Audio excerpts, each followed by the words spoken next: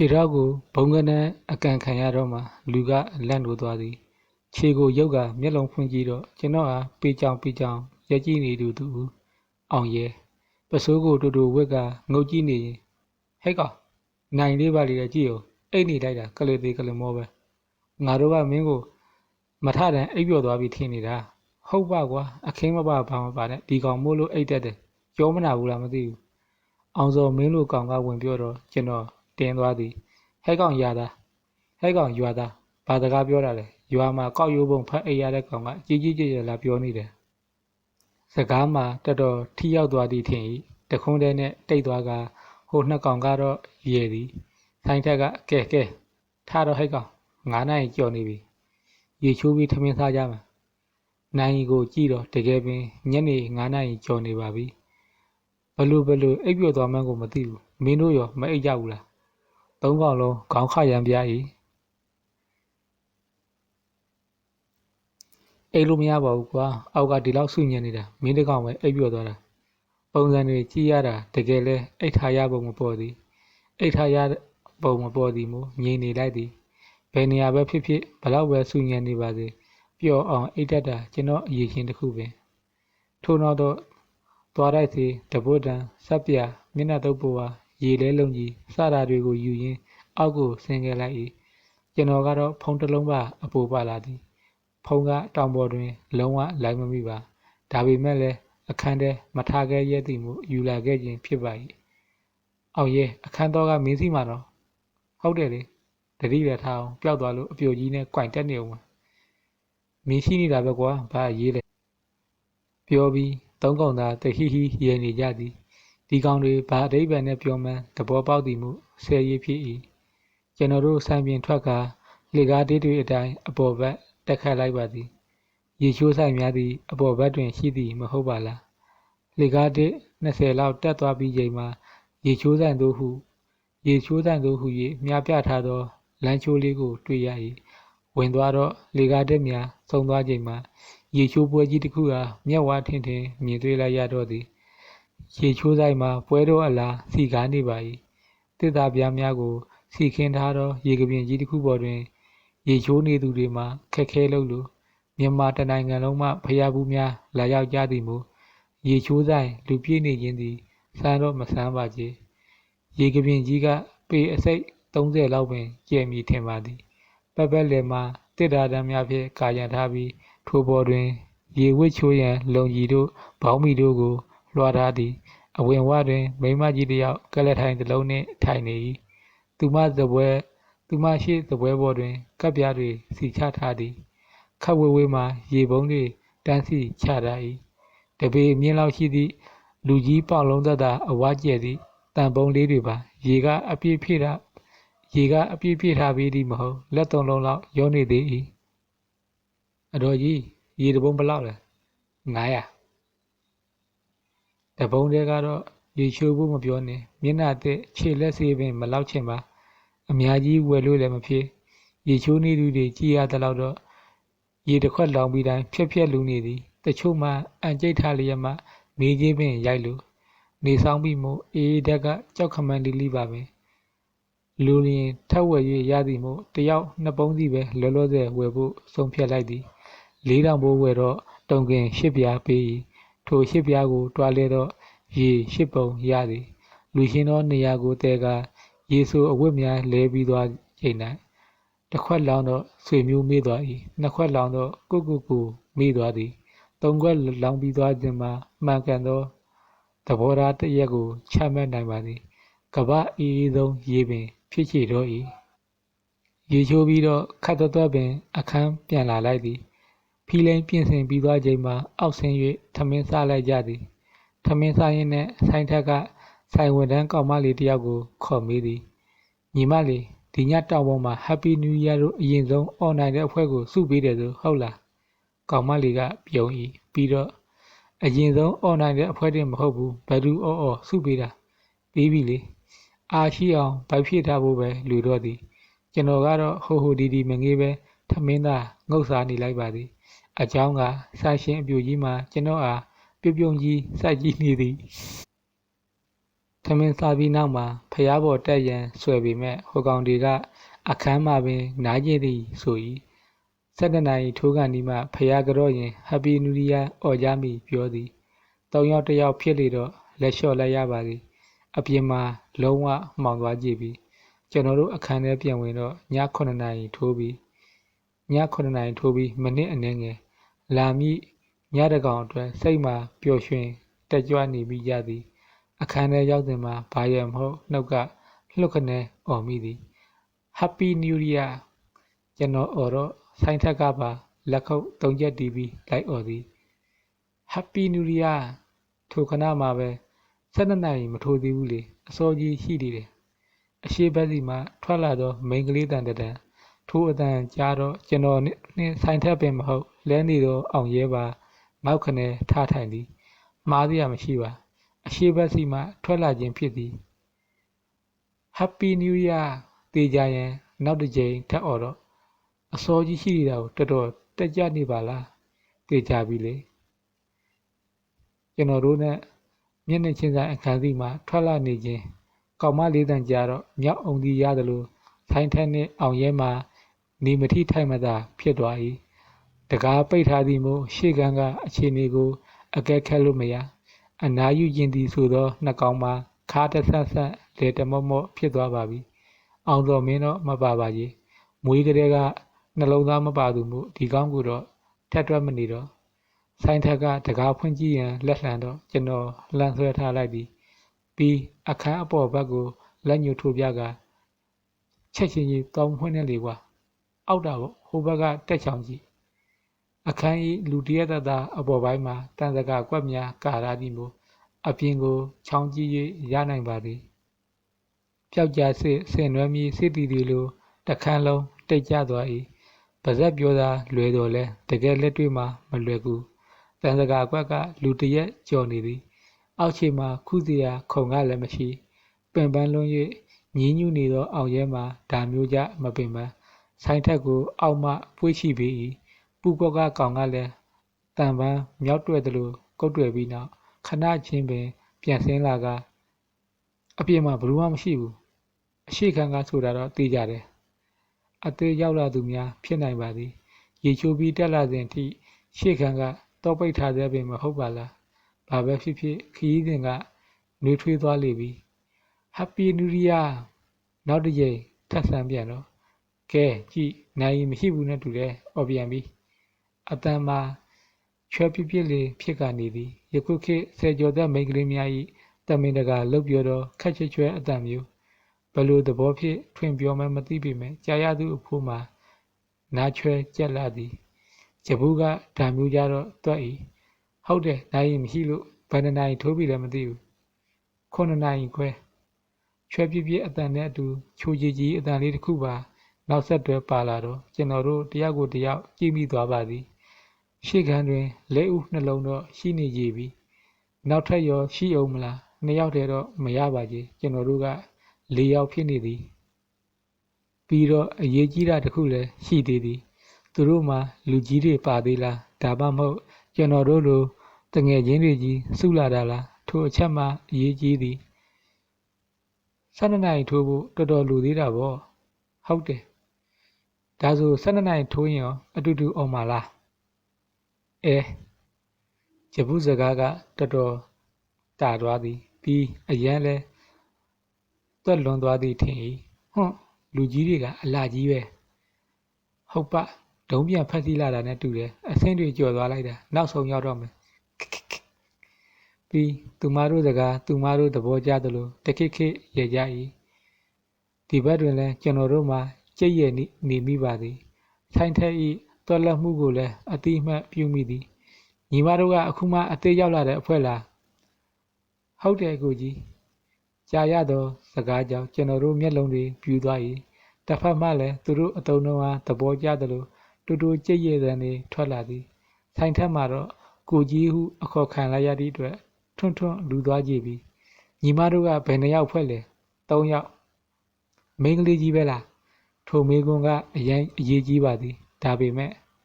ဟုတ်တယ်ပွဲပြက်လေပြီဆိုင်ထက်ကလက်မလက်ထောင်ပြသည် အောင်ရဲဆိုတာဝမ်းသာလွန်၍မျက်ရည်များပင်ဝဲလိုကြားရသောသတင်းစကားကြောင့်ကျွန်တော်လည်းပျော်သွားသည်ကိုကြီးတို့ကရောဘယ်နှယောက်လဲ၄ယောက်ဟဲသူတို့က၄ယောက်တဲ့တော့ပြစ်ချွချွဲအတန်လေးထွက်လာတော့နောက်တစ်ယောက်ကဝင်မေးသည်ယောက်ျားလေးတွေကြီးပဲလားသိကြတာပေါ့ထို့နောက်မှာတော့တစ်ဖက်မှစကားတန်တိတ်သွားပါသည်ယောက်ျားလေးတွေကြီးပဲဟုပြောလိုက်သည့်အတွက်ကြောက်များကြောက်သွားလားစိုးရိမ်လိုက်မိသေးသည်ထို့ကြောင့်ကျွန်တော်ကပင်စကားစကြည့်လိုက်သည်ညီမတို့ကဘယ်ကလာတာလဲဘကူးကောလိပ်ကဒါဆိုကောလိပ်ကျောင်းသူတွေပေါ့ဟုတ်တယ်ကိုကြီးတို့ကရောအကိုတို့ကရန်ကုန်က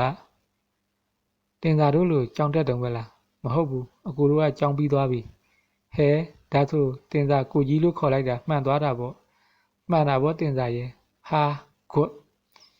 ကျွန်တော်စကားအဆုံးကိုဘက်ကလူတွေမှာလက်မထောင်ကအားပေးသည်အခန်းတကားတွေမှာအခုချိန်ထိပိတ်ထားသေးပင်ဖြစ်ပါ၏တစ်ဖက်နှင့်တစ်ဖက်အတန်နှင့်သာဆက်သွယ်နေကြခြင်းပါအလုံးပိတ်မဟုတ်ပဲအပေါ်ဘက်တွင်တန်စကာတက်ထားသောအခန်းတွေမှသူ့ဘက်ကိုယ့်ဘက်အတိုင်းသာကြားနေရ၏ဒါပေမဲ့အကိုတို့ဘက်က၃ယောက်အတန်ပဲကြားရတယ်နော်နောက်တစ်ယောက်ကဘယ်ရောက်နေလို့လည်းမသိဘူးမရှိဘူးလားရှိတယ်သူကအရန်ရှက်တတ်လို့မိန်းကလေးတွေနဲ့စကားမပြောရဲဘူးလေအဲ့ဒါကြောင့်အောင်ရဲကဆိုတော့ရွာသားကစောက်ကန်သည်ပြီးတော့မင်းတို့ကိစ္စမင်းတို့ဘာသာလို့ဟဲ့ကောင်ငါ့ကိုလာဆွဲမထဲနဲ့အောင်ရဲကမျက်လုံးပြန်မိတ်ပြရင်အตาနေစမ်းမာဒီမှာမင်းအတွက်ချုပ်နေတာချုပ်ရင်လည်းမင်းတို့ပါဇက်တာမင်းတို့ပိတ်ချုပ်လိုက်တော့နားကြီးတယ်ထိုစဉ်မှာပဲကိုကြီးတို့ကရုတ်ချောလာလုံးဝထိသွားသောအမေးပါပဲဖြေဆိုသူကတော့ကျွန်တော်တို့ရဲ့ရွာစော်ကြီးစိုင်ထက်ပါပဲကိုဆိုတော့ဘယ်လိုပြောရမလဲပြောရင်အပိုလုတ်တယ်လို့ထင်ပါလဲစိုးတယ်အကိုတို့၄ယောက်လုံးကချောတဲ့ဆိုတာတဲ့ဖြောက်တဲ့ဘက်ကိုပို့အလေးတာတယ်အဲ့တော့တကယ်လာကြည့်မှနော်စသည်အတန်တွေတစ်ဖက်မှထွက်လာတော့သည်ကျွန်တော်တို့ရင်မိကြသည်ရည်နေလျက်မှပင်ဆိုင်းထက်ကယောဟုတ်ပါတယ်ဆိုဘယ်လိုတက်တည်ပြရမလဲတစ်ဖက်မှအတန်တိတ်သွား၏တီတိုတိုင်ပင်တန်လိုကိုလည်းကြားရသည်ထို့နောက်မှာဒီလိုလုပ်လေကိုကြီးတို့နဲ့ညီမတို့မိတ်ဆက်ကြမယ်ဒါပါပဲကျွန်တော်တို့စောင့်မျှော်နေသည်မှလည်းထိုအကွက်ပင်ဖြစ်သည်ရပါတယ်လေဘယ်လိုမိတ်ဆက်မှလဲတယောက်နဲ့တယောက်နာမည်ပြောပြီးမိတ်ဆက်ကြမှာလားကျွန်တော်စကားအဆုံးတစ်ဖက်မှခတ်သွက်ပင်ဖြည့်ရှင်းတန်ထွက်လာသည်ပြည့်ချွဲမဟုတ်သည်မို့နောက်တူဖြစ်မှန်းသိရ၏သူမကတော့ကျွန်တော်အားအကိုဟုသာနံစားသုံးပါသည်အဲ့လိုမဟုတ်ဘူးအကိုတို့ဘက်ကတကားတစ်ချက်ဖွင့်လိုက်ညီမတို့ဘက်ကလည်းတကားတစ်ချက်ဖွင့်လိုက်မယ်ပြီးရင်တကားပေါက်ကနေတယောက်ချင်းထွက်ပြီးမိတ်ဆက်မယ်အကိုတို့ဘက်ကလည်းတယောက်ထွက်ပြညီမတို့ဘက်ကလည်းတယောက်ထွက်ပြမယ်ပြီးသွားရင်နောက်တယောက်စီပေါ့အစီအစဉ်လေးကရင်ခုန်ဖို့ကောင်း၏မိန်းကလေးတွေဖြစ်လေတော့ဒါမျိုးကိစ္စများတွင်စိတ်ကူကောင်းပါသည်ကျွန်တော်တို့ပင်ထို့သို့မတွေးမိလိုက်ပါဘယ်လိုလဲညီမတို့အစီအစဉ်ကိုလက်ခံလားလက်ခံတယ်ဒါဆိုညီမတို့ဘက်ကတကားဖွင့်ပြီနော်မကြာမီမှာတွင်အရှိစီမှတကားတစ်ချက်ပွင့်သွားတဲ့ကိုကြားရ၏သို့ပေမဲ့ကျွန်တော်တို့ကတော့သူအရင်ထွက်မယ်ငါအရင်ထွက်မယ်နဲ့တိုင်ပင်ကောင်းတော့မှာဆိုင်းထက်မှာအတိုင်းထက်အလွန်တက်ကြွနေသည့်ကြောင့်သူ့ကိုပထမဆုံးထားလိုက်သည်ပြီးတော့အောင်ရဲ၃ယောက်မြောက်ကကျွန်တော်မိန်းကလေး၃ယောက်သာရှိတာမို့အောင်စော်မင်းကိုတော့ထက်တွဲမနေတော့တကောက်သားကလည်းစိတ်ဝင်စားစွာဆောင်ချုံကွေးနေသည်တကားဖွင့်တော့လေညီမတို့ဘက်ကတော့ဖွင့်ပေးနေပြီဘာလို့လဲမျက်နှာပြားမှာရှက်နေလို့လားဆိုင်ထက်မှာရင်တုံပန်းတုံနဲ့တကားဖွင့်ရန်လက်လှမ်းတော့ဟိတ်ကောင်ကြားရပဲနော်လူပြန်လဲလို့မရဘူးအောင်ရဲကလှမ်းပြောတော့ဆိုင်ထက်နောက်တွန့်သွားသည်ရှင်းပါသည်ဟိုဘက်ကဝါတုတ်ကြီးပဲထွက်လာအသားမဲရုပ်ဆူကြီးပဲထွက်လာကြာရကိုပင်လက်ခံရမည်ဖြစ်၏ဒါသည်ပင်ကံကောင်းကံဆိုးအဆုံးဖြတ်ဖြစ်ပါသည်ပြီးတော့မှလဲယူလို့မရဆိုင်းထက်ကနှစ်ဘူးတွင်လက်အုပ်ချီကအိုဗာအိုင်တင်တွေလှုပ်လိုက်သေးသည်ပြီးတော့မှအန်ကိုတစ်ချက်ကြိတ်ကတကားကိုဆွဲဖွင့်တော့ကျွန်တော်နဲ့အောင်ရဲမှလည်းမမီမကန်းဖြစ်တန်စကားပေါ်ကုတ်တက်ပြီးတစ်ဖက်မှမိန်းကလေးကိုချောင်းကြည့်ခိုင်းဆိုင်းထက်ကံကောင်းသွားပြီမှမျက်ဝါးထင်မြင်လိုက်ရပါသည်အရှိခန်းစီမှတကားတစ်ချက်မှပွင့်နေသည် ထိုတကားပေါက်ရဲ့နောက်ဘက်မှာကမိန်းကလေးတစ်ဦးထိုင်နေသည်ပိတ်ပိန်သွဲအသားလက်လက်နှင့်ရုပ်ဆူစင်းတဲ့ကကင်းလွတ်သည်အကုတ်နာမည်ကဆိုင်းထက်ပါညီမကတတ်ထားဘကိုးကောလိပ်ပထဝီဒုတိယနှစ်ကအကူကတော့တင်ချဒုတိယနှစ်နဲ့ကြောင်ပြီးထားတာကြာပြီ။အော်တတ်ထားဆိုသူလေးမှာဆိုင်းထက်စကားကိုသဘောကျပြီးပြုံး၏အချောကြီးမဟုတ်တော့လဲကြည်ကောင်းသောရုပ်ရည်ကြောင့်ဆိုင်းထက်မှာမြူးသူတွက်လက်နေပါသည်ညီမကိုတနေရာမှာမြင်ဘူးထားသလိုပဲရဘူးချုပ်ကွက်ကရိုးလွန်းသည်ဟိုကအသာလေးပင်ပတ်ထွက်သွား၏ညီမကတော့မမြင်ဘူးဒါပေမဲ့ဆိုင်းထက်ပါပင်ပြောင်းသလိုနောက်သလိုဖြစ်အချိန်တိုတွင်အထီရောက်ဆုံးစကားတစ်လုံးကိုပြစ်ထည့်လိုက်သည်ပြောရမှအားတော့နာတယ်တိတ်လွယ်ဆိုင်မယ်တော့မထင်ဘူးဒါပေမဲ့မပြောလို့ကလည်းမဖြစ်လို့လေအဲ့ဒါပြောရကောင်းနိုးမပြောရကောင်းနိုးပုံစံနဲ့အိုင်တင်ကျွေးနေသည်ပြီးမှတပ်ပြင်းကိုချသည်ဒီကောက်ပုံစံကိုကြည့်ကဟိုဘက်ကဟုတ်ကဲ့ပြောပါကိုရပါတယ်ဆိုင်ထက်မှာနှကန်းကိုတစ်ချက်တက်ပြီးဒီလိုကွာအကိုအခုအသက်22နှစ်ပြည့်ပြီးသွားပြီဒါပေမဲ့ရည်သားတယောက်မှမထားဘူးသေးဘူးအဲ့ဒါလေးကိုပြောပြချင်တာပါရှင်တောက်လျှောက်ကောင်းလာပြီးအဆုံးသက်ရောက်မှမထိန်နိုင်ပဲခွီးကနေထားရည်သည်ဟိုဘက်မှမိန်းကလေးမှဘာလို့ရမှန်းမသိကြောင်တောင်ဖြစ်နေရမှအိုးဟုဆိုကမျက်နှာတစ်ပြင်လုံးရဲတွက်ကအတွင်းသို့ထပြေးသွားလေတော့သည်ကျွန်တော်တို့ဗဇက်ပိတ်ရဲမိပေမဲ့ဆိုင်ထက်မှတော့အောင်နိုင်သူစစ်သူကြီးတယောက်လိုလက်တီလက်မောင်းတန်းကလုံးဝဟတ်ထိတယ်တတ်ထားရဲ့တောင်းမြင်ကက်ကဖြစ်ဝိုင်းကန်လဲကြသည်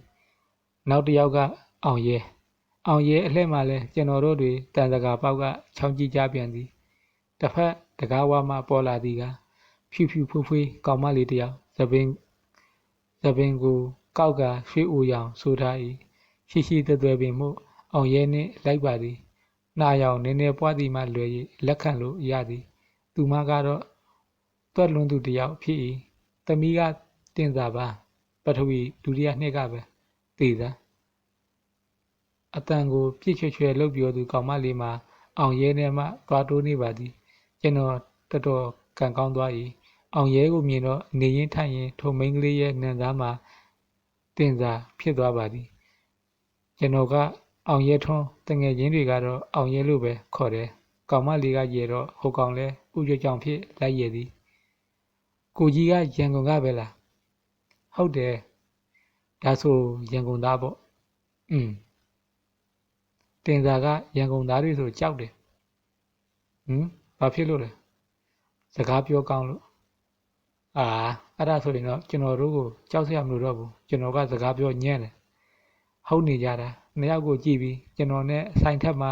ချောင်းကြည့်နေရမှပြန်ဆင်းလိုက်သည်စကားကိုပြစ်ချွဲလုပ်ပြောတတ်သူမို့ကျွန်တော်ခံစားလို့မရပါကာယကရှင်နှစ်ယောက်ကတော့နာမည်လေးကလှတယ်နော်နားဆွဲလဲလွယ်တယ်လို့ပဲနာမည်ပဲလားမျက်ဆောင်ထိုးရင်ညုတုံတစ်လုံးထဲလိုက်ချိန်မှာကျွန်တော်တို့ကောင်ကလည်းအာကစားသမားကောင်းပြီးသား၏လူကတော့ပြောစရာမလိုဘူးလေရုံမမြင်ခင်ကတည်းကအတန်ကိုနားထောင်ပြီးဒီရုပ်ဒီရတော့ရှိလိမ့်မယ်လို့တွက်ထားပြီးသားဒါပေမဲ့တကယ်မြင်ရတော့ကိုတက်ပြစ်ခြင်းစိတ်ပေါက်သွားတယ်ဘာဖြစ်လို့ထင်ထားတာတဲ့အများကြီးလှနေလို့ဟိုဘက်ချမ်းစီမှာရဲတန်းတွေတခဲနဲ့ထွက်ပေါ်လာပါသည်ကိုကောင်ကိုလည်းချီကျူးလိုက်မိသည်ကောင်မလေးကအရေတဝက်နဲ့ပင်တွေ့လာအဲ့ဒါကြောင့်ရန်ကုန်သားတွေကိုမယုံကျင်တယ်မျက်ဆောင်လှလှတစ်ခုကိုခပ်ပြင်းထိုးရင်းအတွင်းပြန်ဝင်သွားတော့နောက်ဆုံးကြံနေသူကကျွန်တော်အလှည့်မှလဲထုံးစံအတိုင်းအောင်ရဲနှင့်ဆိုင်းထက်မှအပေါ်တက်ချောင်ကြ၏တကားပေါက်ရှိကိုရောက်ပြီးသွားချိန်မှာရင်တထိတ်နဲ့စောင့်နေမိသည်တိတ်တော့စိတ်မပူမီ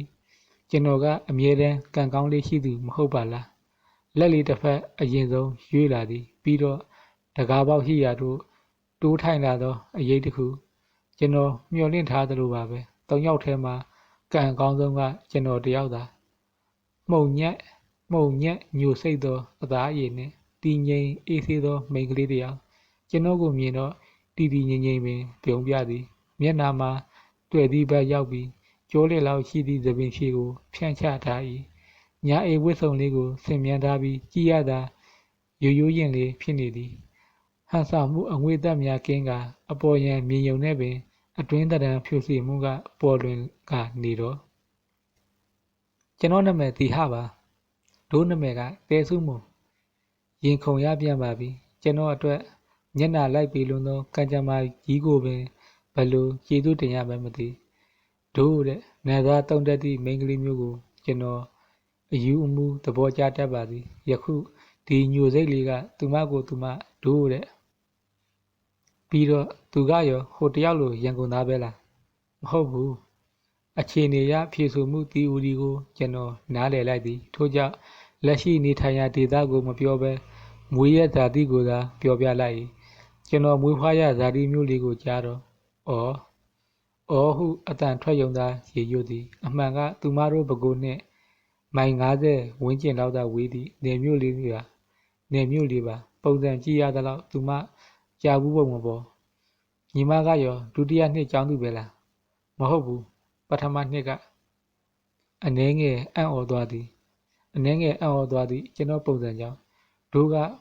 မတ်တထားနဲ့အိမ်နီးချင်းလေအတန်းမတူပေမဲ့ငယ်ငယ်တည်းကတွေ့ဖြစ်တာသဘောပေါက်လိုက်သည်ဆိုလိုသည့်သဘောကအတန်းမတူပေမဲ့တငယ်ချင်းတွေဟုဆိုလိုတာပါသူများအလှဲ့တုံးကသာအားပေးအားမြောက်လုပ်တတ်ပေမဲ့ကို့အလှဲ့ကြတော့ဘာပြောလို့ပြောရမှန်းမသိထို့ကြောင့်ပါဇက်ထဲတွေ့ရတာပြောလိုက်သည်နာမည်ကတဲစုမွန်နော်မျက်လုံးလေးဝင်းကကြည့်ရင်ခေါင်းညှိပ်ပြတော့စုမွန်လို့ပဲခေါ်ရင်ရလားပြုံးပါသည်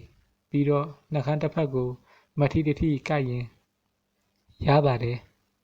ထို့နောက်မှာတော့ကျွန်တော်တို့ရဲ့လူတွေ့မိတ်ဆက်မှုကပြီးဆုံးသွားခဲ့ပါသည်ဒါတောင်အောင်ရဲကအပိုးမသေးစွာပြောသေး၏တယောက်ကြံ့နေသေးတယ်ကြည့်အောင်မလား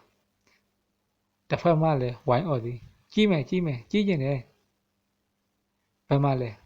ဆောင်းချုံကွေးနေတော့အောင်စော်မင်းမှာကျွန်တော်တို့အားဆဲပါလေတော့သည်ကြိုက်ထီယိုတောင်တန်းကြီးမှာထိုညကရေလို့မောတကားပြန်ပိတ်ပြီးတော့သူတို့၃ယောက်မှာဘဒူအချောဆုံးလဲတီဟအမေနီတို့ကဘယ်လိုလုပ်သိတာလဲတကားပတ်တာကြားတဲ့ကခြောင်ကြည့်တာလေသူမတို့သုံးဦးသားကြိတ်ရိမ်မိရသည်အတန်ကြဲကြဲလဲမကြဲကြဲတစ်ဖက်ကသူမတို့အတန်ကိုနားဆင့်ကောင်းဆွင့်နေနိုင်ပါသည်တင်စာကဆို၏အောင်ရဲဆိုတဲ့တယောက်ကရောမဆိုးပါဘူးယောက်ျားတယောက်အနေနဲ့တော့ကြည့်ကောင်းပါတယ်တတ်ထာကသူ့လူကိုပြပြတလဲဝင်မိသည်ဆိုင်ထက်ကရောဟဲ့သူကတော့နည်းနည်းရုပ်ဆူတယ်အသားလည်းမဲတယ်အရက်လည်းပုတယ်တတ်ထာမှာမျက်နှာရှုပ်မဲ့သွား၏ပြီးမှပြောသူတင်စာအားနှကန်းစုမျက်ဆောင်ထိုးရင်သူဟာနဲ့သူတော့ကြီးလို့ကောင်းပါတယ်ဟဲ့နေတို့ပြောသလောက်လည်းမဟုတ်ပါဘူးတတ်ထာပုံစံကိုကြည့်ပြီးဝိုင်းရဖြစ်ကြသည်တင်စာကမျက်နှာကိုမဲ့ကကောင်မစုပ်ကိုငှချင်းနေပြန်ပြီမယုံလိုက်မေကြီးသူတို့၃ယောက်ထဲမှာနီးလူကရုပ်အဆိုးဆုံးတတ်ထာကစိတ်ကောက်သလိုတော်ပြီဟာမပြောတော့ဘူးဆိုကလဲနေရမှဟိုဘက်လှည့်သွား၏သူမတို့၂ယောက်ကြိတ်ရမိပါသည်တင်စာကဒါဆိုငါတို့ထဲမှာမိစုကကံအကောင်းဆုံးပေါ့ဘာဆိုင်လို့လဲသိဘူးလေဆိုင်များဆိုင်မလားလို့တင်စာနော်အဆက်သေးစွာတင်စာကားအားဆွဲလိမ်လိုက်မိ၏တင်စာကခါးကိုတွန်းရင်တတ်ထာဘက်ဒိုးသွား၏မိန်းမတွေနော်အိမ်တွေကိုမရဘူးအသက်ကြီးပြီးအချိန်ပေါ့နေတယ်အမားတွေဖြစ်ပြီးကိုညီမလေးကိုဘာပေါက်ကရတွေသင်ပေးနေတာလဲအမလီဒါတွေကမတင်ပဲတက်တဲ့ပညာတွေပါစုမှုရဲ့ဟုတ်တယ်မဟုတ်လားမိတတ်ထာသိဘူးတတ်ထာကဟိုဘက်လှည့်နေရမှခက်ဆက်သည်ထိုစဉ်မှာပဲတင်စာတို့ရေအရှိစီမှအတန်ဝါကြီးထွက်လာတော့အောင်ရဲဆိုသူတယောက်ရဲ့အတန်မှန်းတီးလိုက်သည်ကြောင့်ရှင်ကိုကြီးတင်စာရဲ့ပြက်ချောအထူးကြောင့်လက်မောင်းကိုဆွဲစိတ်လိုက်သည်တင်စာကထုံးစံအတိုင်းလူငယ်ပီပီပေါ့ပေါ့ပါပါနောက်ရှုရှုလှုပ်တတ်ပြီမယ်တစ်ဖက်မှအထင်သေးသွားမှဆိုပါသည်လက်မောင်းဆွဲစိတ်တော့အာဟုခတ်တူအော်ရင်လက်သည်ပြန်ဆုပ်ပြ၏12နာရီထိုးရင်ကိုကြီးတို့နဲ့နယူရီးယားလိုက်အောင်ပါလားတစ်ဖက်ကလည်းမွေမကြောက်ကင်းမကြောက်သူကိုယ်သူကိုကြီးတယ်အော်မှာပေါ့ကိုကြီးတို့ကဘယ်မှာအော်မှာလဲရင်ပြင်းတော့ပေါ်သွားအောင်မယ်လေလိုက်ပါလားတင်စာကသူမတို့ပဲလှဲ့ကဘလို့လဲဟူသည့်သဘောမျက်လုံးနဲ့မေးသည် သူမကခေါင်းခရမ်းပြလိုက်သည်တက်ထားကိုကြည့်တော့တစ်ဖက်လက်ကမသိကျင်အောင်ဆောင်နေ၏လိုက်မယ်ကိုကြီးတင်စားအဖြစ်ကြောင့်သူမအံ့ဩသွားသည်ဒီမိမဘာအကွက်တွေထွင်နေပါလဲသွားကနီးရင်တင်စားတို့ကိုနှိုးလိုက်လေအခုတော့ခရီးပန်းလာလို့ခဏအိတ်လိုက်အောင်မယ်โอเคတင်စားကတော့ဘာတွေလက်အုပ်မိမသိခရီးပန်းလာသည်မို့သူမအနားယူခြင်းနေပါပြီအရင်ကလည်းနယူရီးယားအော်မယ်လို့အစီအစဉ်လဲသူမမှမရှိအိတ်ချင်းနေပြီဖြစ်တဲ့အတွက်ညအိတ်ဝတ်စုံလဲဝတ်ထားတာပင်ကြည့်တော့မနဲ့လဲအစောကြီးထားရအောင်မည်ကြိုက်ထီယိုဇီဒီတော်မြက်ကြီးအားအာယုံစွမ်းကတ်လှူရအောင်မည်မဟုတ်ပါလားတစ်နှစ်တစ်ခါပင်ရောက်ဖို့မတေကြတာမို့ရောက်တော့ရောက်ခိုက်ရသလောက်ကုသိုလ်ယူရမည်တင်စာကတော့ဘလို့စိတ်ကူနဲ့လိုက်မည်ဟုပြောလိုက်သည်မသိပါတေကြတာကတော့ထိုအစီအစဉ်မှာသူမပါဝင်မည်မဟုတ်ပင်ပန်းလှနေပြီအိတ်တော့မည်တတ်ထားကတော့တပတ်ဆောင်အိတ်နေရမှာခက်ညီညီဆိုသည်ဆောင်တွေကလည်းတစ်ထည့်900ပေးငှားရပြီငံလိုက်တာဆောက်ချုံထားလို့လားမသိပါရင်ထဲမှာနှွေးတွေးဖြစ်နေသည်ဆိုင်တော့မဆိုင်ပါကြီးဆောင်းချုံထားခြင်းသည်အပေါ်ရင်အလွှာဖြစ်ပြီးနှွေးနေသည်ကရင်ထဲမှာဖြစ်၏ရင်ခုန်နေတာလားကိုပြန်ဆန်းစစ်တော့လွန်ခဲ့သည့်အချိန်ပိုင်းအနည်းငယ်ကပင်စတင်နေတာပါအောင်စော်မင်းကတော့ဆောင်းကိုတင်းနေအောင်ခြုံကတခုခုအိပ်ပျော်နေပါပြီဆိုင်ထက်မှာဟိုဘက်လှည့်လိုက်ဒီဘက်ဆောင်လိုက်ဖြစ်အိမ်မရဘူးထင်၏အောင်ရဲမှလည်းထိုအတိုင်းကျွန်တော်ကတော့ဝန်ခံစရာမလိုပါတကယ်ပင်အိမ်မရဖြစ်နေသည်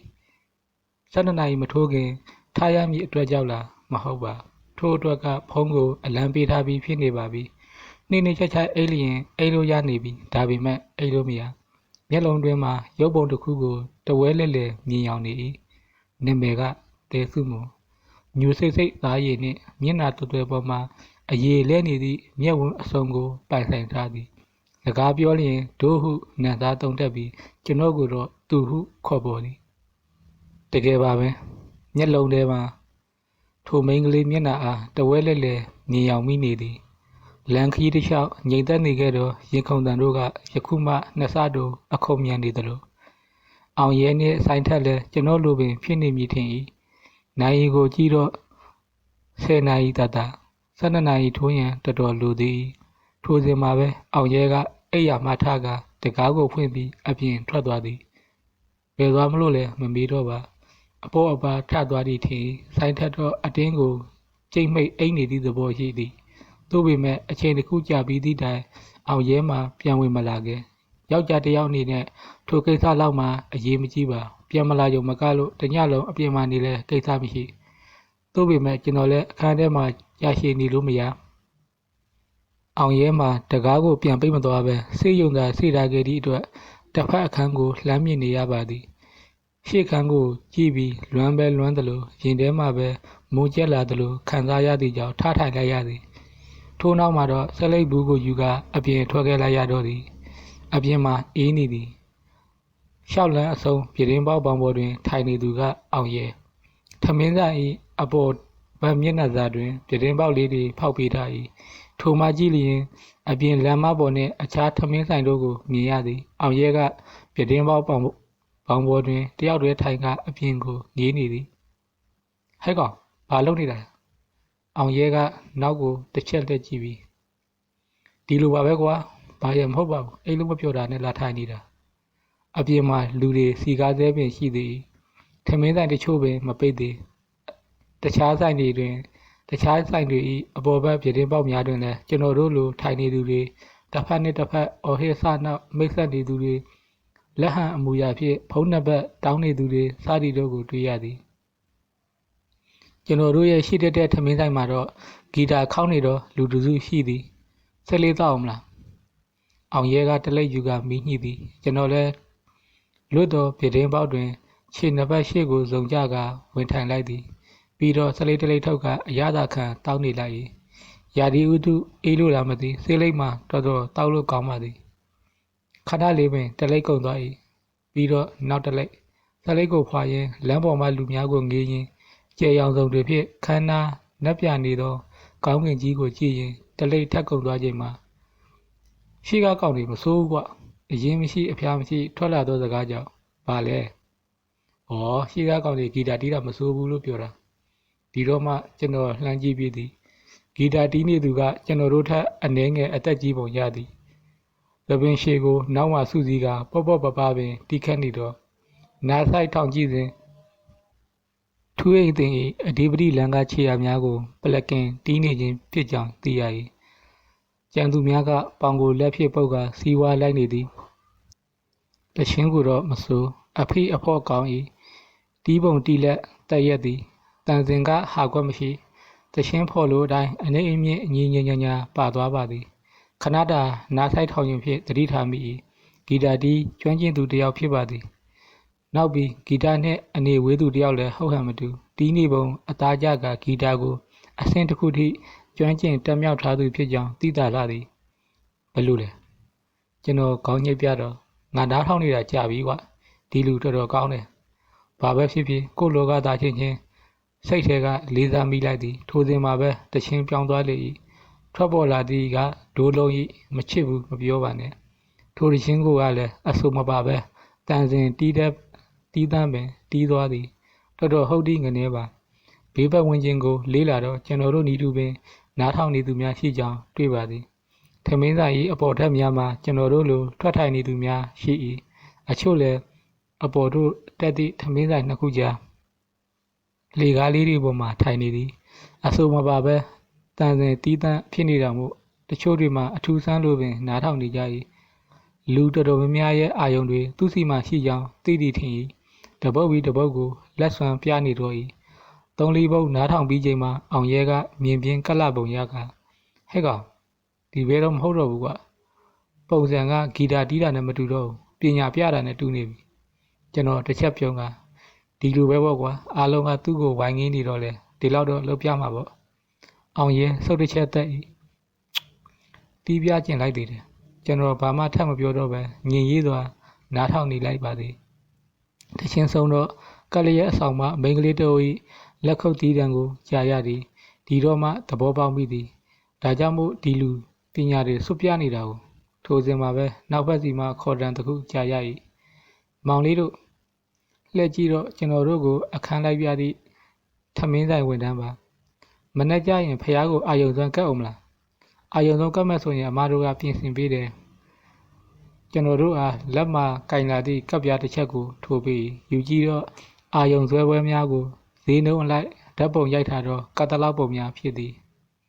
ဈေးနှုန်းအလိုက်ဆွမ်းပွဲအကြီးအသေးပြင်ဆင်ပေးထား၏ဈေးအမြင့်ဆုံးမှာ6000ဖြစ်ပြီးအနည်းဆုံးက3000ဘယ်လိုလဲကတ်ကြအောင်မလားကတ်မဲ့ဆိုရင်တော့အမားတို့ကဒီပုံအတိုင်းပြင်ဆင်ပေးတယ်အောင်ရဲကကျွန်တော်ကိုလှမ်းကြည့်ကျွန်တော်ခေါင်းချိတ်ပြရင်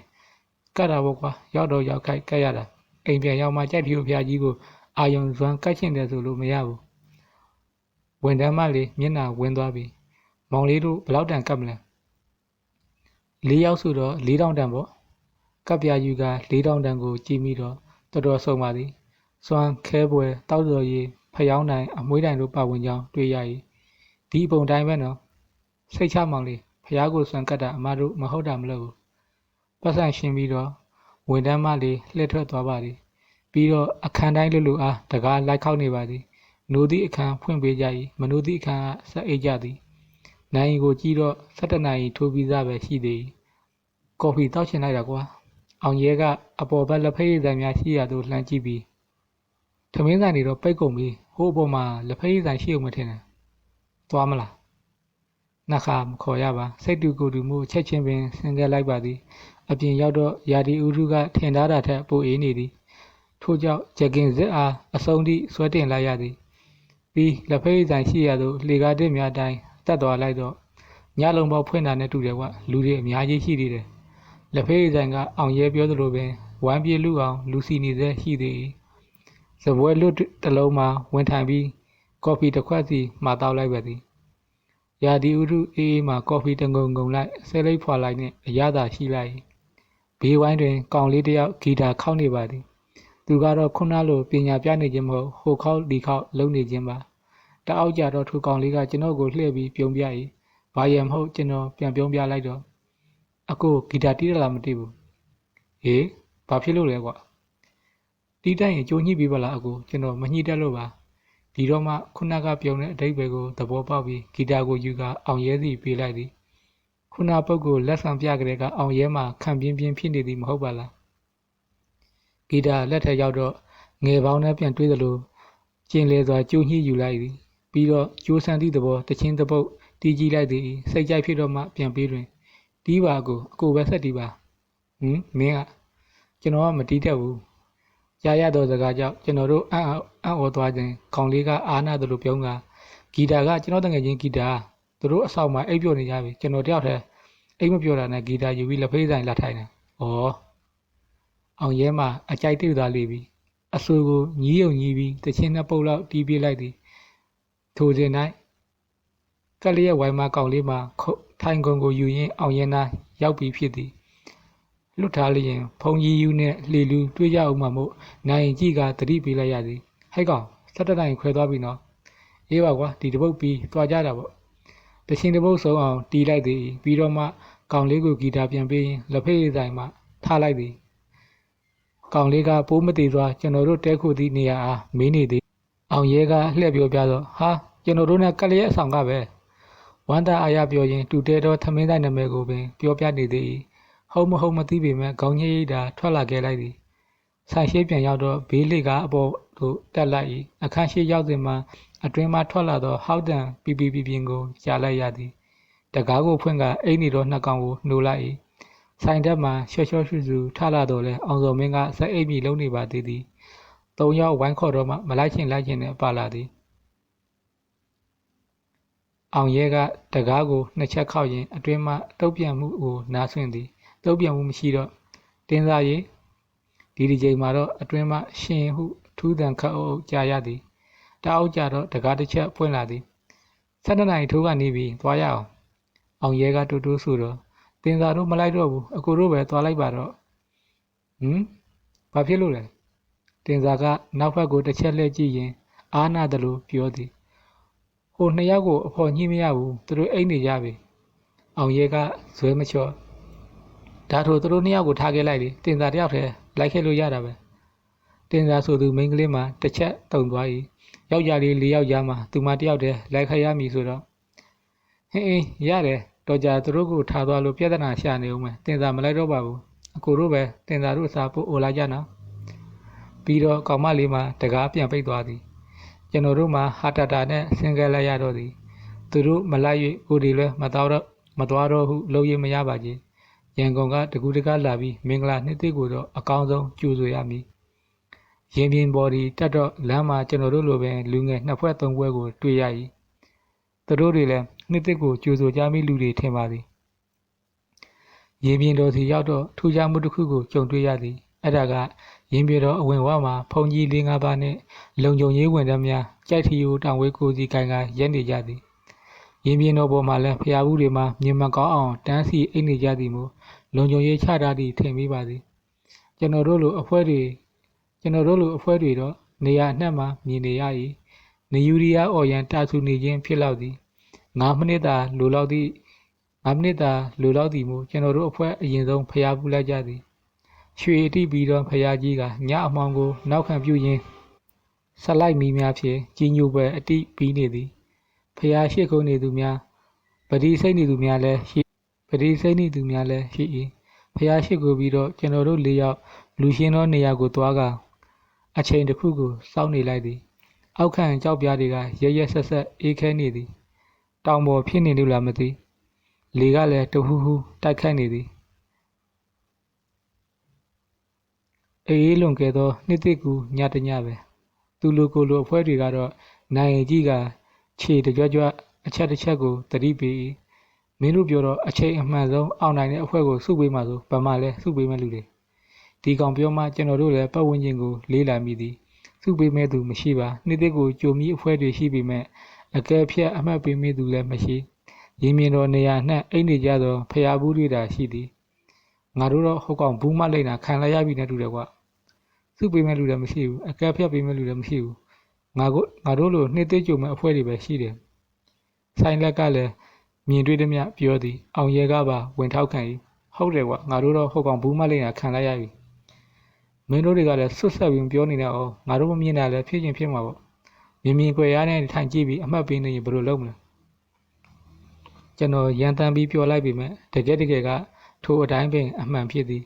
မမြင်ကွယ်ရာကထိုင်ကြည့်နေသည်မဟုတ်လူမြင်ကွင်းမှာရှင်းရှင်းလင်းလင်းရဲကြည့်နေကြခြင်းပါနိုင်ရီကိုကြည့်တော့တမတ်ချိန်ရောက်ရန်3မိနစ်ပြီးတော့2မိနစ်ရင်းတွေခုန်လာပြီးကြိုရတော့မည်ကျွန်တော်တို့ရဲ့မင်္ဂလာရှိလာစွာတော့နှစ်သက်ကိုကြိုခွင့်ကြုံတော့မည်တပျော်တပါးကြီးអော်ရတော့မည်ပြီးတော့អော်မည်អော်ကြမည်အပျော်ရွှင်ဆုံးကြိုဆိုကြမည်ရင်တထိတ်ထိတ်တတ်မော်မော်ရောက်ရှိလာသည့်အခြေတစ်ခုကိုစောင့်မျှော်လို့3စက္ကန့်2စက္ကန့် Happy New Year ကျွန်တော်တို့နောက်ကောက်ကျသွားလေပြီအော်ရန်ဆိုင်ပြင်းနေတော့လူအားလုံးကိုကြော်ကအဖွဲတစ်ဖွဲကအတန်ကုန်ဟစ်អော်လိုက်သည်နောက်တစ်ဖွဲကလည်းအားကြမခံခုံပေါက်ကထပ်អော်သည် Happy New Year ပြီးတော့နောက်တစ်ဖွဲ Happy New Year hey Happy New Year ကွာအော်မိဆက်ဆဲပါဇက်ဟောင်းလောင်ပွင့်ကကြောင်သွားစဉ်လုံးဝထင်မှတ်မထားသောဖြစ်ရတစ်ခုဖုန်ကြီးတိုက်တောင်ဝေးတွေကိုလေးပေါ်ထောင်ရင်းညာတံပေးပြေးလာကဘဲကောင်တွေလည်းကွာអော်တာဘဲကောင်တွေလည်းရှေ့ဆုံးမှပြေးလာသူဖုန်ကြီးမှာအတန်ဝါကြီးနဲ့អော်ပြောရင်းနီးစပ်ရာအဖွဲကိုဝင်ရိုက်လေတော့သည်ဖြောင်းဟာဟင်ဘဲကောင်တွေလည်းကွာ Happy New Year ဖြောင်းဟိုးထို့နောက်မှာတော့နောက်မှပါလာသူဖုန်ကြီးတွေမှလည်းမဲမြင့်ရာစော်ကုန်တော့၏ဟာဘာတွေလဲဟာစော်ကုန်ပြီဟာရိုက်နေပြီဟာလောက်ကြပါဦးဖုန်ကြီးတွေမှာအတန်ကုန်ဟစ်ပြီးစော်စမ်းကွာကိုယူရမဟုတ်တာကိုအထင်ကြီးတဲ့ကောင်တွေပတ်ဝန်းကျင်ကရှော့ရှက်ခတ်သွား၏အရိုက်ခံရသူရှောင်းတိန်သူထွက်ပြေးသူဘာမှညမှမသိဝင်စော်သောဖုန်ကြီးများကိုကြည့်ပြီး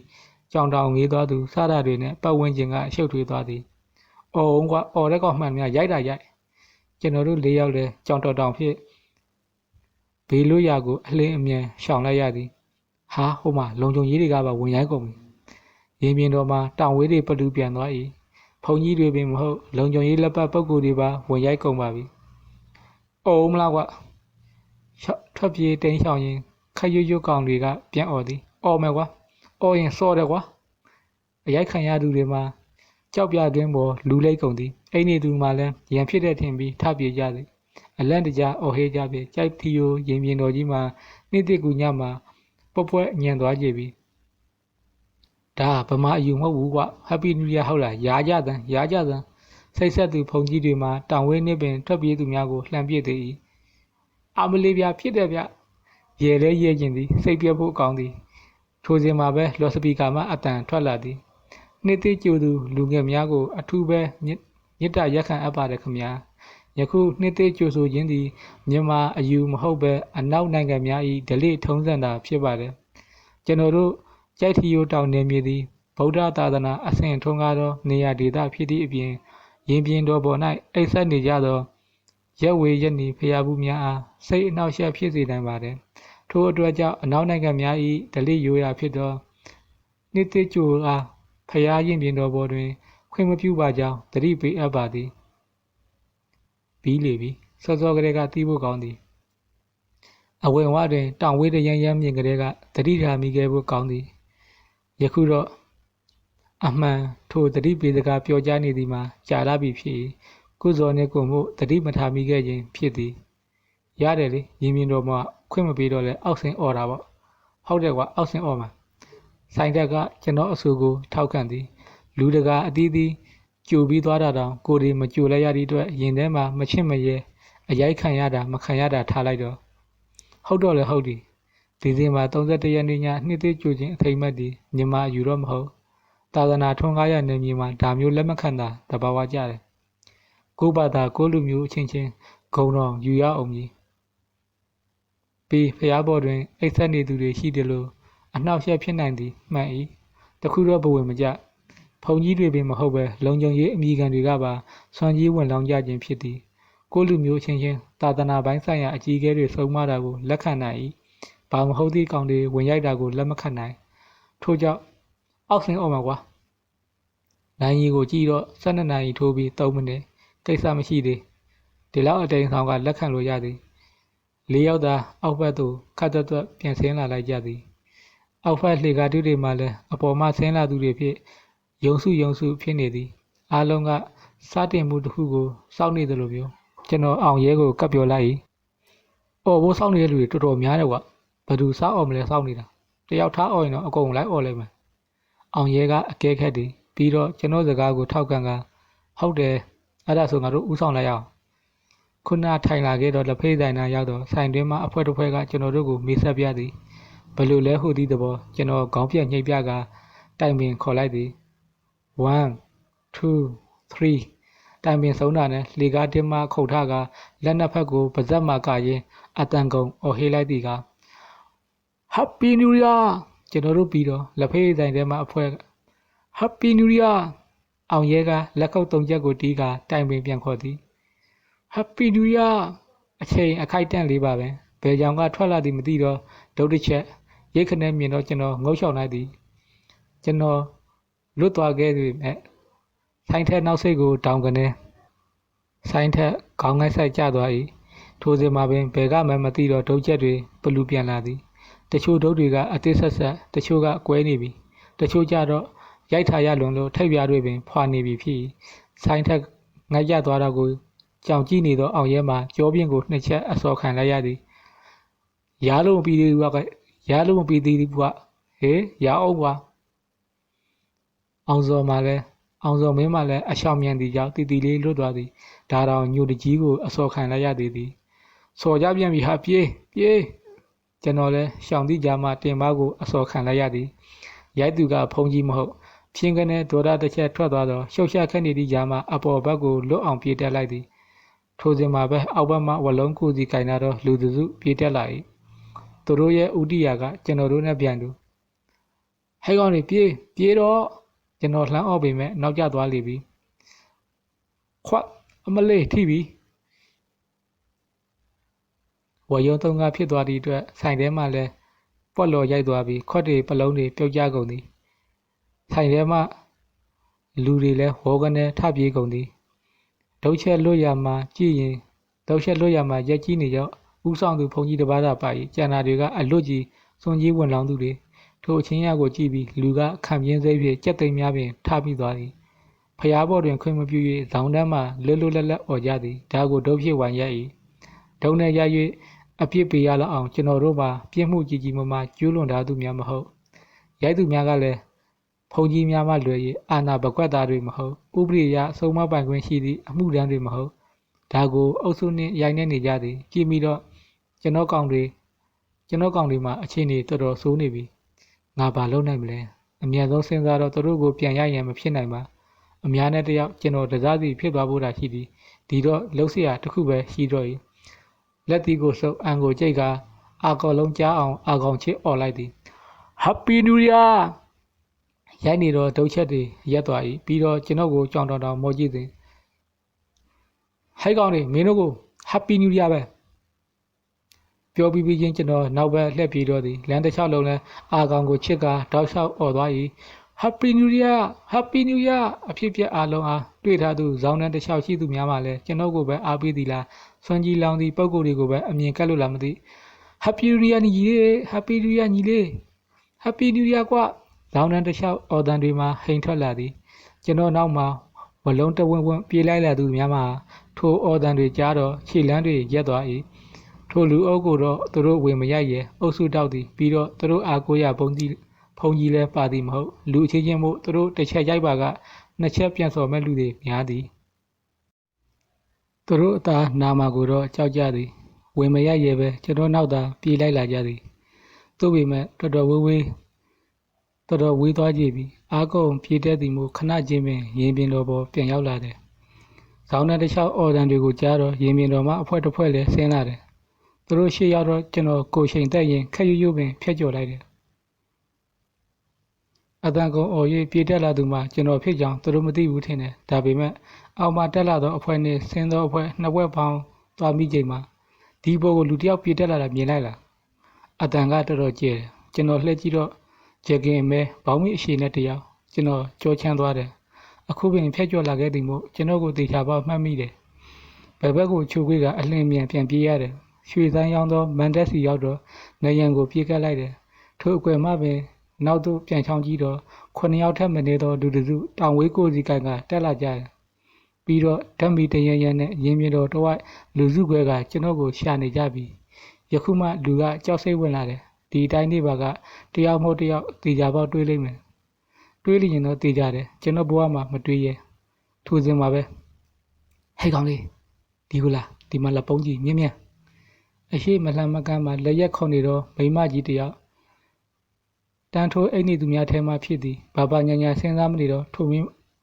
မိမကြီးပင်နေရလို့စီသူအလင်းအမြန်ပြေးသွားကဝမ်းလျာထိုးချလိုက်သည်ထိုခိုက်မှာပဲကျွန်တော်တကူလုံးကိုစောင့်တက်ထဲအုပ်ကြလာတယ်နေတို့ကလည်းနေတို့ပဲသူတို့မကြိုက်တာကိုဘာလို့တော့អော့တာလဲအတန်ကိုကြားဘူးဒီမို့မျက်လုံးပေါ်အုပ်ထားတော့ဆောင်ကိုဆွဲဖက်ကြည့်တော့ဟာတော်ချစ်တင်အတိုင်းထက်အလွန်ဝမ်းသာသွားသည်ပြီးတော့ကျေးဇူးတပုံတပင်နဲ့တင်လိုက်မိသည်ထိုစဉ်မှာပဲကျွန်တော်တို့ခေါင်းရင်ဘက်ကိုဓာတ်မီရောင်တစ်ခုဝေကြလာတယ်ဆောင်ကိုခေါင်းပြီးပြန်ချုံကတော်ချစ်တင်ကတော့မူလအတိုင်းအိတ်ရှင်တရားပြုလိုက်တယ်ခြေတံတွေကျွန်တော်တို့ဓာတ်မှဖြတ်ကျော်သွားသည်အသက်ပင်ကောင်းကောင်းမရှိရဲနိုင်ဝက်လောက်ကြအောင်ဓာတ်မီတရန်ရန်နဲ့ရှာကြသေးသည်နောက်ဆုံးဘလို့မှမတွေ့တော့မှလက်လျှော့ကပြင်ထွက်သွားကြတယ်ဒီတော့မှအသက်ဝဝရှူမိတယ်ဒေါ်ချစ်တင်ကိုလည်းကျေးဇူးတင်စကားအကြိမ်ကြိမ်ပြောမိတယ်ဒါပေမဲ့ခက်တီကကျွန်တော်အောက်သို့ပြန်ဆင်းဖို့လိုက်မချတော့ဘူးဆိုပေမဲ့အဝင်ဝါမှာတော့ထုံးစက်မပြတ်လုံစုံရေးအဆောက်တွေရှိနေမှာပါဒါကိုလည်းဒေါ်ချစ်တင်ကပင်အိပ်ရိပ်ပြက်ခန့်ကကူညီပေးသည်ကျွန်တော်ခေါင်းအားလုံးအောင်ဆောင်အုပ်စီပြီးတော့သူမကပင်ဥဆောင်ကခေါ်သွားသည်ကံကောင်းသည်လို့ပြောရမလားမသိအောက်သို့ဆင်းကြမိအဖွဲတစ်ဖွဲနှင့်ကြုံနေသည်ကျွန်တော်တို့ရိုးရောင်လိုက်သွားတော့လုံခြုံရေးများရှိအရောက်တွင်နေတို့ဘိုက်ကလည်းစနိုင်လုံးတယ်ညတကောင်ရောက်ခါမှအောက်မှာမဟုတ်ဆိုင်တော့ပိတ်ကုန်ပြီလားမသိဘူးအမေကသားကိုစူသလိုမျိုးကြည်ကြဲစူလိုက်သည်လုံခြုံရေးတွေသတိမထားမိပါကျွန်တော်တော်တော်အားကိုးရတဲ့ဒေါ်ချစ်တင်ပါအဆောင်ရှိရောက်အောင်လိုက်ပို့ပေးသည်အဆောင်ရှိရောက်မှသူ့ဆောင်သူပြန်ယူကအပေါ်ပြန်တက်သွားတယ်ကျေးဇူးကပါပါပဲပြန်ဘက်ကောင်းကြီးရယ်ဟုတ်ကဲ့ပါဆက်လက်ဖော်ပြပေးပါဦးမှာခင်ဗျာအခုလိုနားဆင်ပေးတဲ့အတွက်အားလုံးကိုကျေးဇူးထူးတင်ရှိပါတယ်ခင်ဗျာ